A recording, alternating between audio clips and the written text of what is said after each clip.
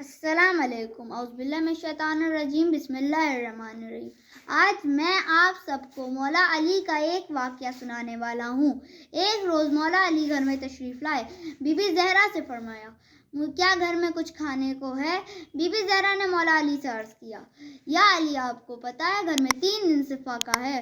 مولا علی نے be be Zahra سے فرمایا، مجھے کوئی شے دے دو جس کو گروی رکھ کے میں کچھ کھانے کا انتظام کر دوں۔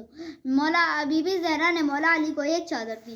مولا علی اس چادر کو لے کے یہودی پڑوسی کے پاس گئے۔ مولا علی نے کہا، مجھے اس چادر کے بدلے کچھ جو دے دو۔ یہودی پڑوسی نے جو دیا اور طنز سے بولا، تم لوگ کہتے تھے کہ تمہارا نبی بڑے کام کر سکتا ہے، وہ اللہ کا حبیب ہے، تو کیا جو دعا مانگتا ہے وہ پوری ہوتی ہے، تو کیا تم اس سے یہ دعا نہیں منگوا سکتے کہ تم لوگوں کا پیٹ بھرے؟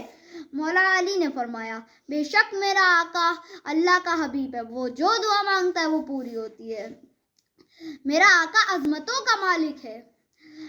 مولا علی نے فرمایا، اگر میں چاہوں تو اس دیوار کو سونے کی کر سکتا ہوں۔ یہودی نے دیکھا وہ دیوار سونے کی ہو گئی۔ مولا علی نے دیوار سے فرمایا، میں نے ویسے ہی کہا تھا، حکم نہیں دیا تھا۔ دیوار نے مولا علی سے عرض کیا، آپ اولو الامر ہیں، پوری کائنات مخلوق آپ کے حکم کی تابع ہے۔ یہودی نے یہ منظر دیکھ کے فوراً کلمہ پڑھ لیا۔ مولا علی نے فرمایا، ہم لوگ دنیا اسی لیے نہیں پسند کرتے کہ اسے اللہ پسند نہیں کرتا، ورنہ یہ دنیا اتنی مشکل نہیں ہے۔ خدا حافظ۔